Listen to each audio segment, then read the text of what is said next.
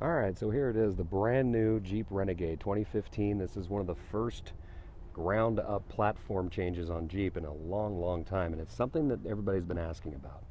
Fastest growing segment of cars in the United States right now is this compact SUV, and who better to really wade into that deep end than Jeep. A lot of Italian heritage to this vehicle, of course, since Jeep has combined now with the Chrysler Corporation and Fiat Corporation to make one. These are our first vehicles that are not manufactured in the United States. The Jeep Renegade is actually built on an assembly line in Italy. But the good news is transmission, engines that are used in these vehicles are manufactured in the state of Michigan, then shipped overseas to be put together. So a lot of still good American heritage inside the vehicle. As you can see from looking at the front, you still got your 7-slot grille, by big round headlights, really bringing back the picture of the old Willys Jeep, big square box Jeep, which we've all wanted since the original Cherokee went away. This is a 4x4. You get two engine options in these. You can go run with a 1.4 liter 4-cylinder turbocharged with a 6-speed manual transmission, or with the 2.4 liter World engine Tiger Shark. Both of the engines producing right around 170 horse. This one is 178. The 4-cylinder produces about 160. Both of them up there in torque as well, with the 4-cylinder producing 170 foot-pounds of torque and this one producing about 165. So either way, you're going to get a lot of performance for the money. Base prices start just below 20 grand. The current one we're looking at here is a Renegade Limited, and this is going to run you pretty close to $30,000, or about $28,800. As you can see, brought a lot of the Jeep heritage in. Tail lights are made to be kind of reminiscent of the old jerry cans on the back of a Willys Jeep, and you can even see, if I get in close enough, let's see if we can see it. Oh, there it is. There's the Jeep grill inside of there.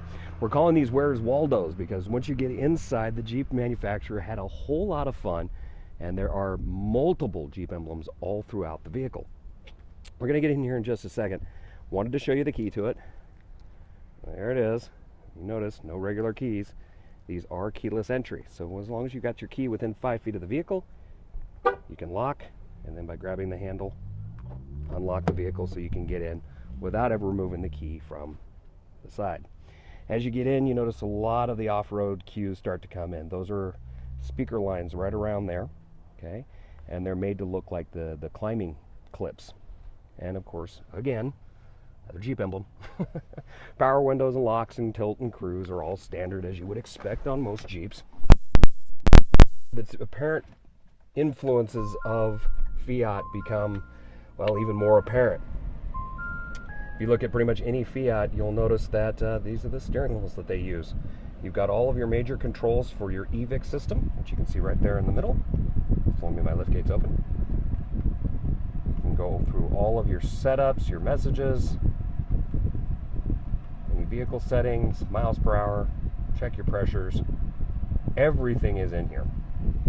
Right below that, of course, the Uconnect Bluetooth system, in which we'll do streaming as well as make phone calls, receive phone calls, things along those lines. We've added automatic headlights to our base, so you can just leave it. They'll come on and off with the sun going up and down. The instrument cluster itself was designed to kind of be a little bit fun as well. You'll notice that right here on your RPM gauge, as you get into the red area, instead of being a red line, it looks like mud's been splashed up onto the cluster here.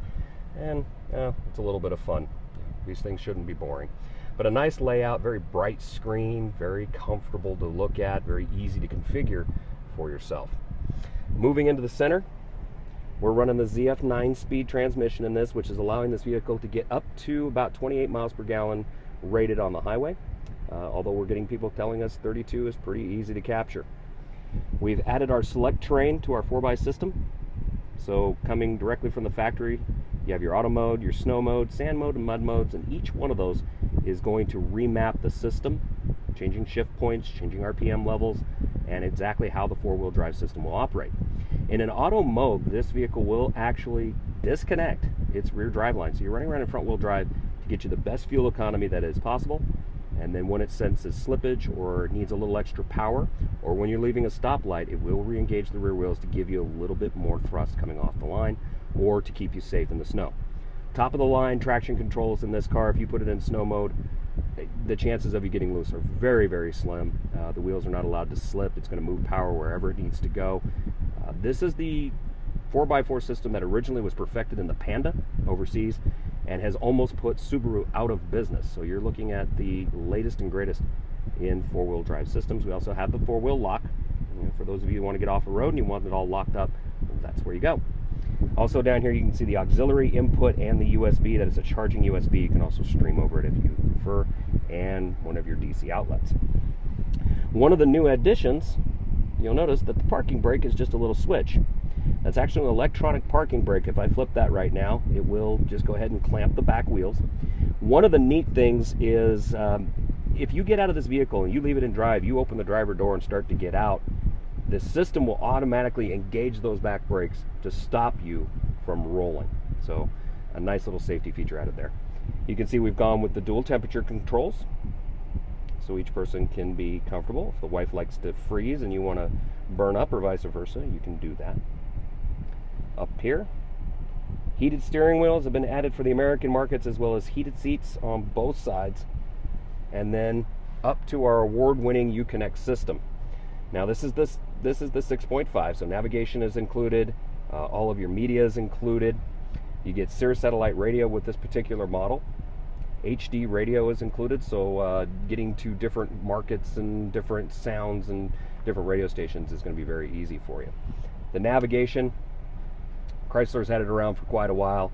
It's a very easy interface. Hit your where to button, addresses, point of interest, and one of my favorites, if you go to point of interest, is that one right there. Gas stations. Very hard to find sometimes on the road now. This one will automatically map out the nearest gas stations to you. You can immediately hit a button and have it route to that area. A little bit of the heritage still coming in. There's the since 1941 right there on the dash. Rear view mirrors are now auto dimming. If I can get in close enough, sun's not really helping me today, but if you get cars behind you at night, it will automatically dim the rear view mirror. We've put in these shortcuts. You can see the buttons right up here. It says 911 on that one and assist on the other. If you push those, it'll automatically route through the Bluetooth system and send somebody your direction.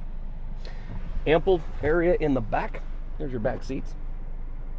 Very nice. That center console right there will actually pull down to give you a couple drink holders. And believe it or not, and I'm going to walk back outside the car so you get a really good view of this. If you open up this back door, it is designed, that front seat's set up for me. And if you get in, you'll notice that. I'm going to put this right here so you can see it. My knees not quite touching the driver's seat. I'm 6 foot tall and I'm sitting very, very comfortably in these seats. Nice fine grain leather, very comfortable. Again, there's those hanging hooks, climbing hooks. Very easy to work, very comfortable. Take you to the back real quick and we'll wrap this up. Triggers are underneath. You see I have to put my hand under here. See your backup camera right there. Backup sensors, of course, across the bottom. This one even has the cross-path detection and blind spot monitoring. So if somebody cruises into your blind spot while you're on the highway, you'll get a trigger to let you know. Nice big open space in the back. Back up here just a little. There you go. You can see that. All storage underneath. So plenty of storage for anything that you might need to bring with you. And we've done a pretty good job of making sure that no matter where you are in this vehicle, you can see my hands going into the little slot right here. And that allows me to drop that seat forward without much effort. Well, that's a quick overview of the new Renegade. Again, this is a limited model, so it starts about 28 grand. We got them all the way down around 18. Pretty much one to fit everybody's budget. Hope you enjoyed.